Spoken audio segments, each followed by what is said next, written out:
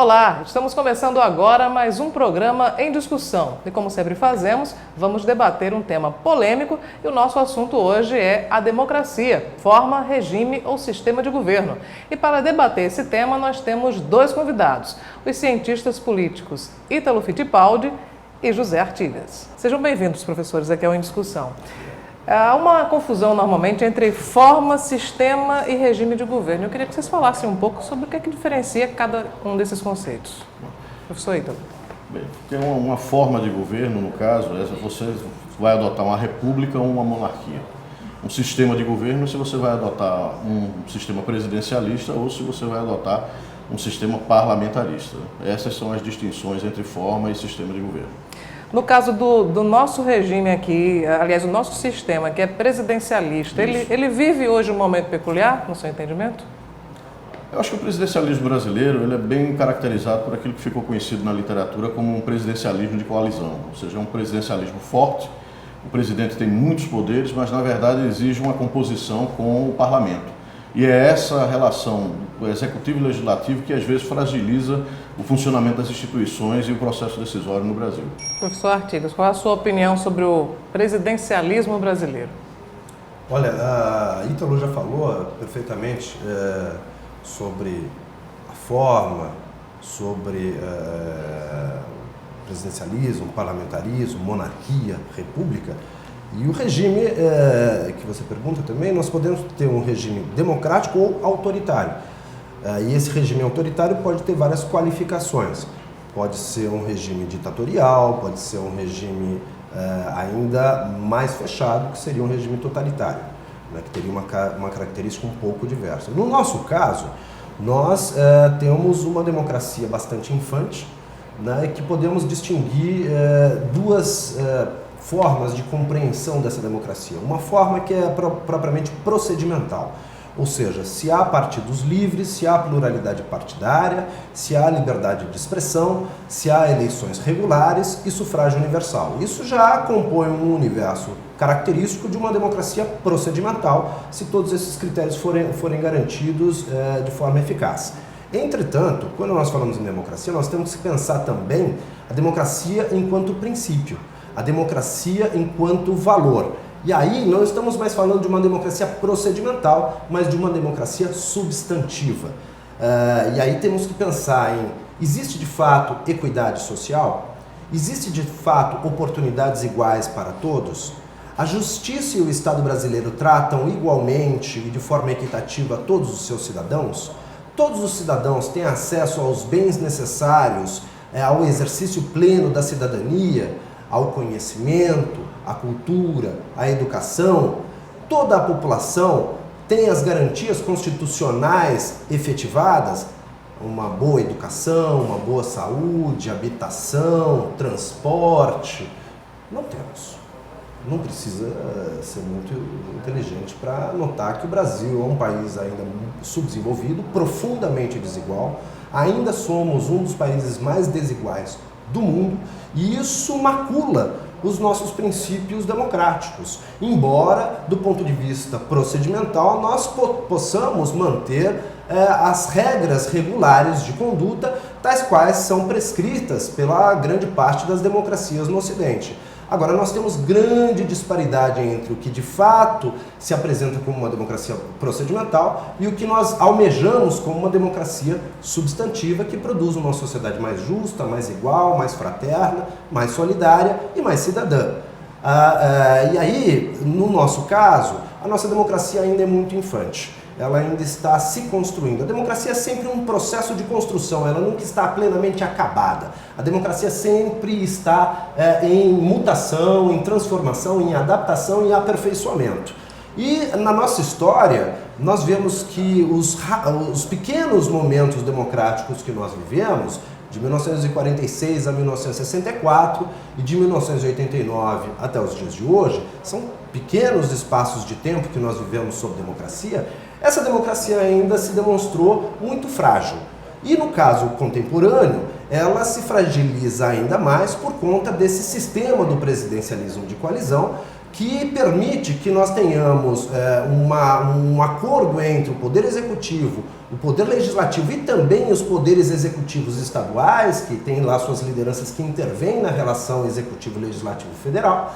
E isso pode acabar apresentando muita instabilidade, especialmente no modelo do sistema partidário que nós criamos a partir de 1978, com o processo de distensão democrática, com o fim do bipartidarismo. A partir de 78 nós reinstauramos o pluripartidarismo.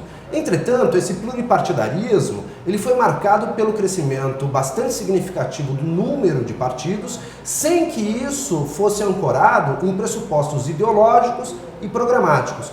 Resultado, nós temos hoje 25 partidos representados na Câmara Federal, 35 partidos regulares segundo o Tribunal Superior Eleitoral e mais 44 partidos com pedidos de registros perante o mesmo tribunal.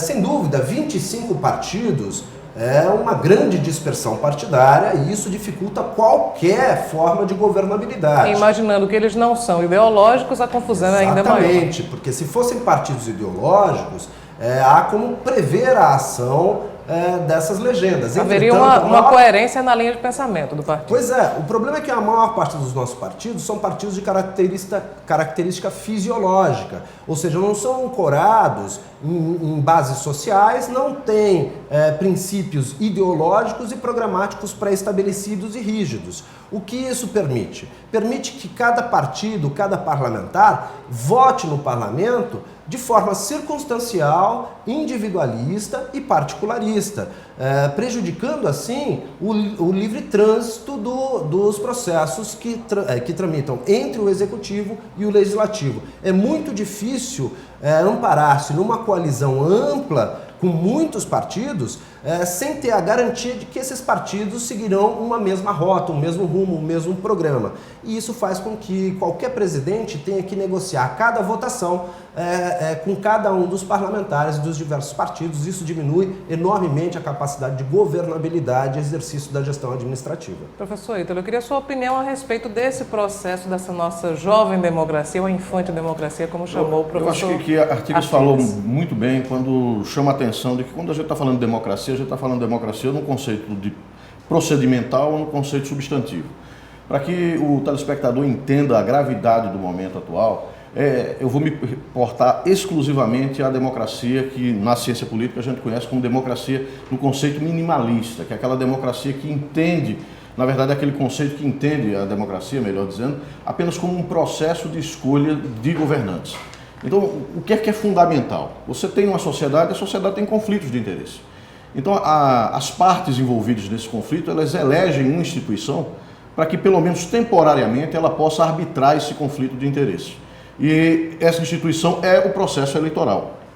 É isso que se chama de democracia minimalista. Ela está focada única e exclusivamente no processo de escolha de governante. Mas para que ela funcione, o que é fundamental é que ela seja eficaz, ou seja, ela possa de fato estar arbitrando o conflito distributivo, o conflito de interesse numa sociedade. É importante que ela seja estável.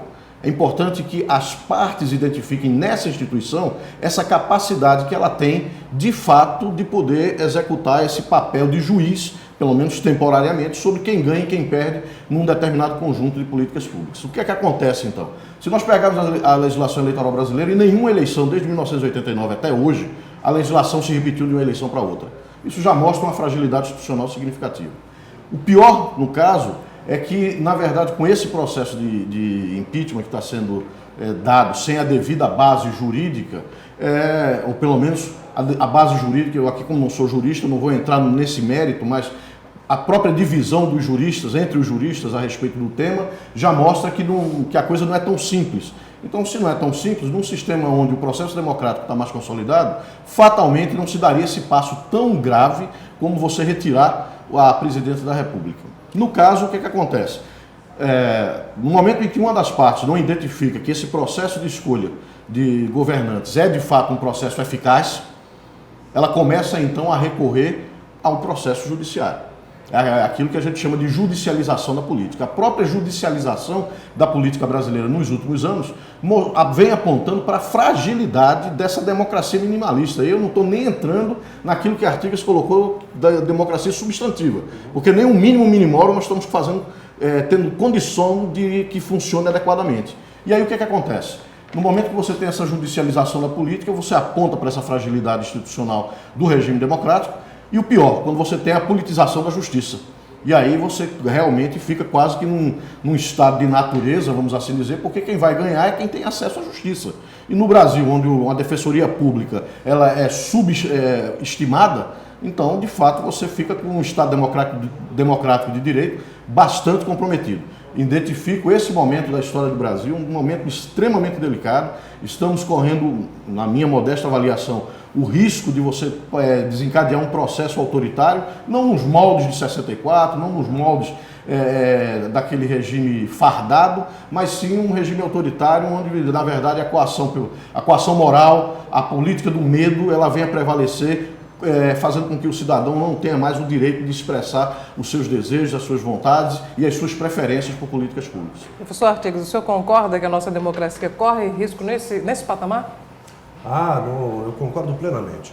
Eu acho que o que está se procedendo no nosso país é uma negação dos princípios estatuídos na Carta Constitucional de 1988, uma carta construída de forma democrática, uma carta que previa uma intensa cidadania, e agora nós colocamos em xeque os princípios que norteiam a Carta Constitucional e todo o modelo democrático que nós ensejamos desde 1988, 89, quando passamos a nos reger por essa norma constitucional.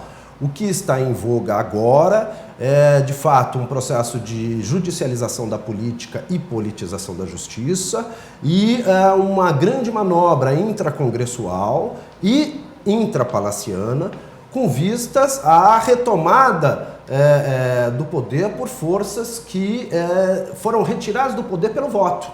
Então, eu acredito que o que se coloca em questão agora é a legitimidade das instituições democráticas. Não dá para você pensar em uma vida democrática sem estabilidade jurídica fundamental. O que nós vemos hoje é uma clara instabilidade jurídica, uma insegurança jurídica, não há consensos no campo institucional e isso prejudica as relações mais fundamentais entre os poderes, que permitem exatamente aquilo que os norte-americanos chamam de checks and balances, ou seja, são freios e contrapesos, de forma que um poder não exacerbe suas funções em relação aos outros, impedindo os outros poderes do exercício do arbítrio. Então, quando nós falamos em equilíbrio de poderes, nós nos remetemos ao velho Maquiavel, ao velho Montesquieu, que diziam que apenas o poder limita o poder e inibe o arbítrio. Então, exatamente para que um poder não se sobreponha ao outro, existe um equilíbrio. E quando as relações entre poderes não se dá de forma equilibrada, quando há um desequilíbrio, aí nós temos um grave problema.